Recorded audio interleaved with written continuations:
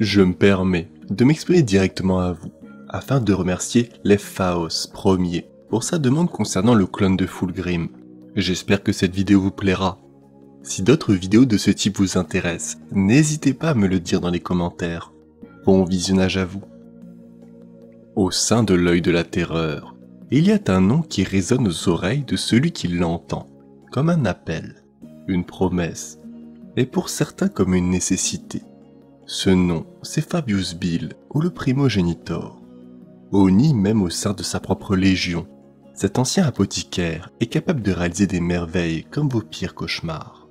Et il est une rumeur qui lui prête même la création de ses propres primarques, pâle reflet des projets de l'empereur. Et c'est l'une de ces histoires que je vais vous conter aujourd'hui. Au cours du 41e millénaire, Fabius Bill redécouvrit l'un de ses plus grands projets, 20 cuves en construction, selon un ensemble de critères très précis, un pour chacun des fils de l'empereur. Il lui avait fallu des siècles pour acquérir les connaissances nécessaires et le matériel génétique pour une telle entreprise. Et il avait poussé des systèmes entiers dans les affres de la guerre, juste pour un peu de sang sur un tissu en lambeaux ou un peu d'os broyé. Leur père les ayant abandonnés, il avait souhaité les ramener. Ainsi, ils auraient pu s'éloigner du gouffre, se débarrasser du poids de leurs péchés. La grande croisade aurait alors recommencé, comme si elle ne s'était jamais interrompue. Ayant entrepris ce projet, dans une dernière tentative désespérée pour rectifier tout ce qui s'était passé. Et par miracle, l'une de ces cuves avait survécu. Et celle-ci contenait le clone du primarque Fulgrim, parfait comme il devait l'être. Il y a des millénaires de cela, peut-être comme il a toujours été censé être. Rapidement, le clone de Fulgrim vieillit de façon exponentielle, les années passant en quelques heures, ayant créé ces clones pour qu'ils puissent mûrir rapidement. Mais une fois que Fulgrim aurait atteint sa pleine croissance, son vieillissement ralentirait pour revenir à des niveaux normaux. Fabius Bill avait beau l'examiner sous toutes les coutures afin d'y rechercher l'influence néfaste de l'œil de la terreur, il ne la trouva pas. Il était parfait. Fabius ne croyait ni au destin ni aux signes. La logique était son phare. Mais cela défiait la logique. C'était comme si quelqu'un lui avait fait un cadeau, et il ne faisait pas confiance au cadeau. Il regardait Fulgrim se déplacer dans la chambre et envisagea de s'en débarrasser. Cela serait plus sûr à long terme. Ces hommes nouveaux, son don pour l'humanité, n'avaient pas besoin d'un tel être. Car cet être n'était pas Fulgrim, et pourtant il l'était. Le mensonge était pour lui un poison. Il avait souvent menti au vrai Fulgrim, surtout à la fin.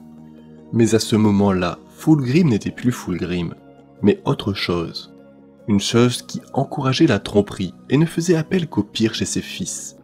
En effet, Fabius pensait qu'il était prudent de dire que cet enfant androgyne avait plus de droits sur ce nom que l'entité qui le revendiquait désormais. Le vrai Fulgrim était perdu pour eux, celui-ci étant devenu une chose capricieuse, livrée à la sensation et à l'excès. Ce clone pouvait devenir autre chose. Fulgrim comme il aurait dû être, le Phénicien, sans entrave. Un véritable illuminateur, capable de conduire une nouvelle humanité vers son destin. Et rapidement, le clone en vient à parler, à penser, dans une soif de connaissance. Car comme Fabius l'avait appris, les primarques, les premiers primarques, avaient en quelque sorte codé leurs souvenirs dans leur sang et leur moelle, comme un cogitateur sauvegardant ses données. Un processus qu'il ne comprenait pas toujours entièrement, mais qui rendait possible de les recréer dans leur intégralité. Au cours de son 6e cycle, il était désormais incroyablement puissant, détruisant tous les servitors d'entraînement qu'il devait affronter. Lorsque Fabius vit sa férocité, il n'était pas étonné que la plupart des primarques soient parvenus à contrôler leur propre planète, en quelques décennies seulement. Et celui-ci ne présentait toujours aucun signe de corruption du warp ou de dégénération génétique. Il était parfait. Fabius Bill se dit qu'il pourrait toujours tout recommencer. Une nouvelle légion, un nouveau primarque.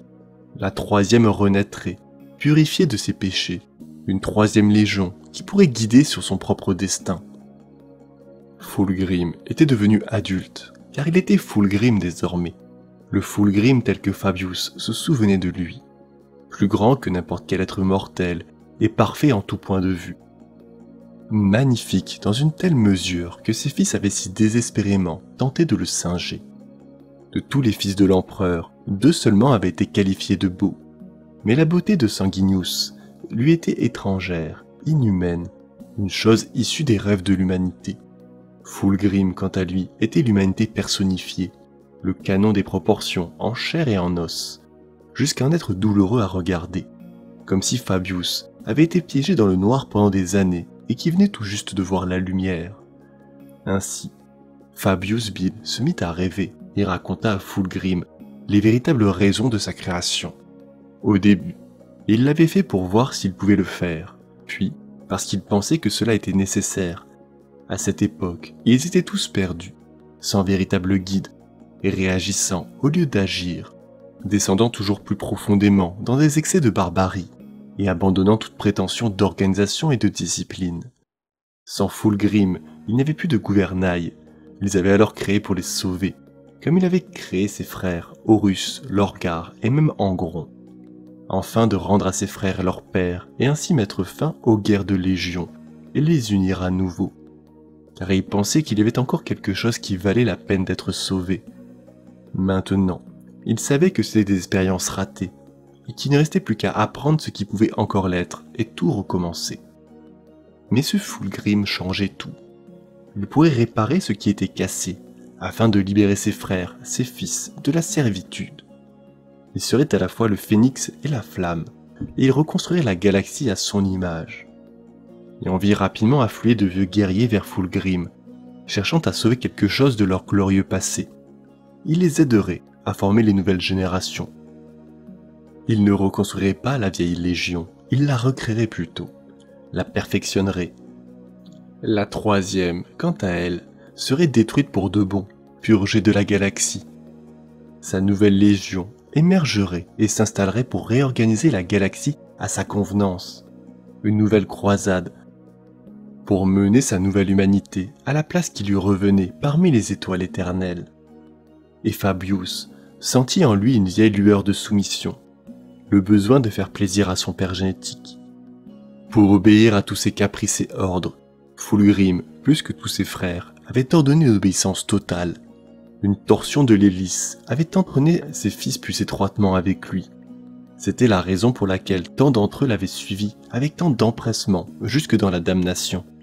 Un charisme contre nature. Les gens voulaient plaire à Fulgrim pour le rendre heureux.